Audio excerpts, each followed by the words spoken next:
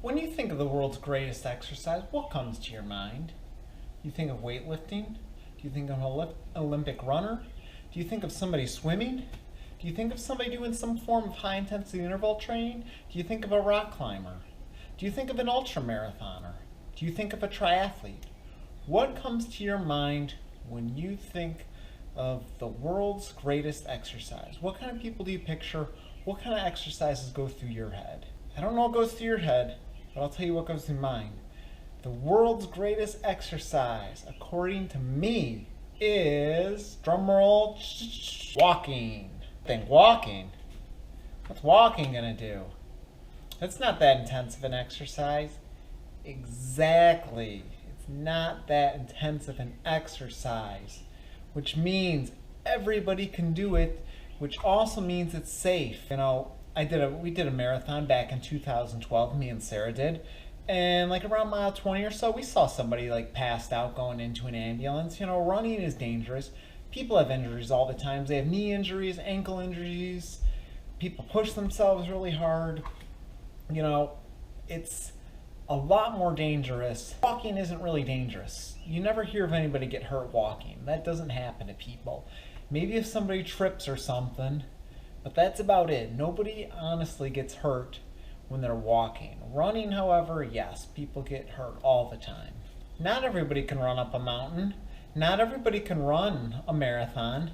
Not everybody can do swimming. Not everybody can do high intensity interval training. We got diabetes, heart disease, cancer. We got all these chronic conditions, arthritis. Not everybody can do these crazy intense workouts. Unless you have some kind of disease, a broken leg, you're over 500 pounds, you're in a nursing home, other than those kind of things, or you're an infant, you got some other condition, you can walk. 99% of you watching this video right now can probably walk. You can probably walk at least 20 minutes if you're watching this video, most likely. If you exercise, you don't want to get an injury, and that's going to put you out for a couple weeks, a couple months, shoot, maybe even hurt you for the rest of your life. Low impact exercise. Everybody can do it. That's why I think it's the greatest exercise. I decided to keep this video for this time of year, at least in this area. The West Michigan area, Chicago area, the average temperature ranges from 65 to 70 degrees Fahrenheit. The average temperature around here at this time in June is 79 degrees Fahrenheit, which is pretty good weather if you ask me. So I think this is the perfect time to put this video up when the weather's nice. This is the time of year. May is the one month I don't ever hear anybody ever complain about the weather. July, people complain it's too hot. January, people complain it's too cold. April, people complain it's too rainy. This is the time of year nobody complains. It's not hot, it's not cold. It's the perfect time to get outside and get in shape. 2008 Physical Activity Guidelines for Americans recommends a minimum of 2.5 hours a week, so 30 minutes a day. You could do a mile, maybe a mile and a half or so, going at a 30-minute pace, 5 days a week. That'll be 2.5 hours, 150 minutes. That's what they recommend. Walking is one of the most relaxing exercises. So, okay, I was running a couple days. You guys know we're doing our triathlon coming up. I was running on the treadmill at an 8.5, so that's 7 minutes and 3 seconds a mile. That's really fast, actually. When I was about halfway, when I was at mile 3 on the treadmill, I was thinking, when is this going to be done? I was even counting in my head, all right, I got 18 minutes left, or, you know, I don't remember how much. But I was trying to figure that kind of math out in my head. I couldn't wait for it to be done. Now, if I was walking that wouldn't even be a concern of mine. I don't care when I'm going to be done. I'm having fun. I'm enjoying it. Personally, one of the most relaxing things for me is going for a walk with my beautiful wife, Sarah, on the beach, holding her hand, walking through a park with green grass and a sidewalk, maybe near some water, maybe hearing some waves, hearing the birds chirp. I can't think of anything, honestly, more relaxing than getting out when it's 75 degrees sunshine outside, just listening to the birds, looking at the flowers, being out in nature, talking with my wife, easy impact, not thinking of when it's going to be done, not worrying about getting injured, not having to get through any kind of mental strength or focus, just easy and relaxing. So another good reason is It's an anti-stressor, walking is. I can't think of anything more relaxing than walking. One trainer reports clients reducing body fat by 2% in 1 month just by walking every day. Other benefits: burns calories, relaxing, fun to do with a loved one, gets your head clear. So I went over to harvardhealth.edu and I wanted to look at the benefits of walking. There was 18 studies done, 459,833 participants. They were followed for an average of 11.3 years and they were cardiovascular disease free. In all, walking reduced the risk of cardiovascular disease by 31%.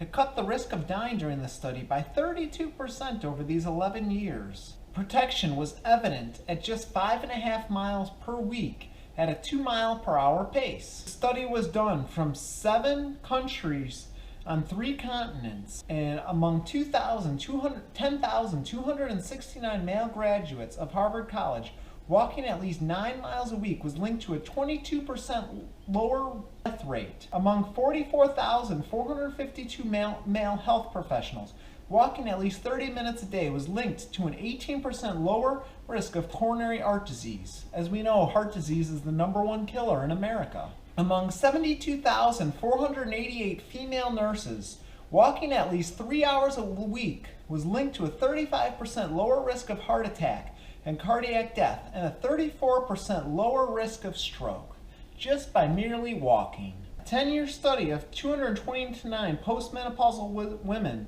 were assigned as volunteers to either walk or do normal activities.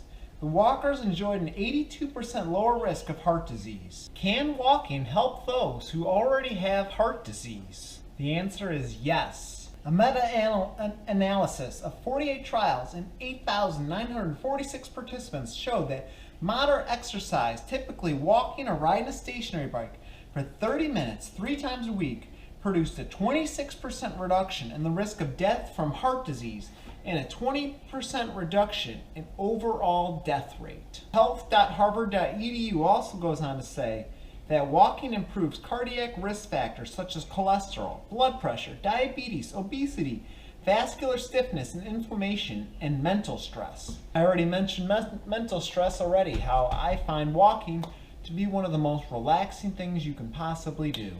So in conclusion, summer is coming, the weather's getting nice, the weather averages in June, which is coming up, in the upper 70s, which to me is like the perfect temperature. Spring is a beautiful time of year. It's not usually too hot in most places right now. Summer's coming. You want to wear looser clothing. You don't want to wear a shirt to the beach or the pool. You want to get in your bathing suit. Start walking. Increase your fitness. Get in better shape. And I do want to say this. Walking isn't going to make any kind of gains for me. Like I said, I ran 6 miles and I was running at about a 7-minute mile pace. So walking isn't really going to give me any physical benefits, physical gains. There's the SAID principle, specific adaptation to impose demand. Basically the kind of demand that you give on your body, the kind of stress you place on your body must adapt to that. So me walking 30 minutes isn't really going to put any kind of stress on my body to bring me gains, to bring me cardiovascular health. However, if I were to quit exercising completely, walking would still be beneficial for my health. It would still be much better than being sedentary all day, every day. Let me just say this. We're not meant to go to work from 8 to 5 every day, getting up out of your chair every 2 or 3 hours, we'll say 3 hours, maybe 3 times a day you get up. You get up to use the bathroom once or twice, you get up to get a cup of coffee once, you get up 3 times during the 9 hours you work, and then you come home, you order a pizza, and then you sit on the couch the rest of the night. No, we were not meant to live like that at all. Our ancestors did not live the kind of life we live today. They had to work on the farms. They had to work outside all day. We live in the age of computers. You know, everything's supposed to get done quickly and efficiently and fast with factories and computers and technology, yet we're more busy than ever. Our computers force us to work into the night. Our ancestors, when the sun went down, they had to quit working. They were done. Now we work longer than ever before with our technology because you work on the computer and you can work on that any time of the day. So we're not meant to be sedentary. Walking isn't going to give me physical gains, but it is still good. It's a stress reliever. It's relaxing. It's much, much better than being sedentary. I want to end this video with mentioning that we have 2 challenges coming up in the month of June, if you didn't catch it already. One challenge is to have 1 smoothie a day and whatever else you want to eat for 30 days, from June 1st to June 30th. The other one is to run or walk every single day, at least a mile, for 30 days, June 1st to June 30th. There will be prizes if you decide to participate in the challenge. If you do decide to participate in the challenge, let me know. I will sign you up. That video will be linked right over here, or over here somewhere. And remember to stay hydrated, stay healthy, eat lots of whole foods, treat others the way you want to be treated, encourage one another and build each other up, and you will do great. We're going to do a juice recipe this Sunday. Next Thursday, we're going to go over the benefits of vitamin D. And we'll see you on the juice recipe Sunday. Bye-bye, guys.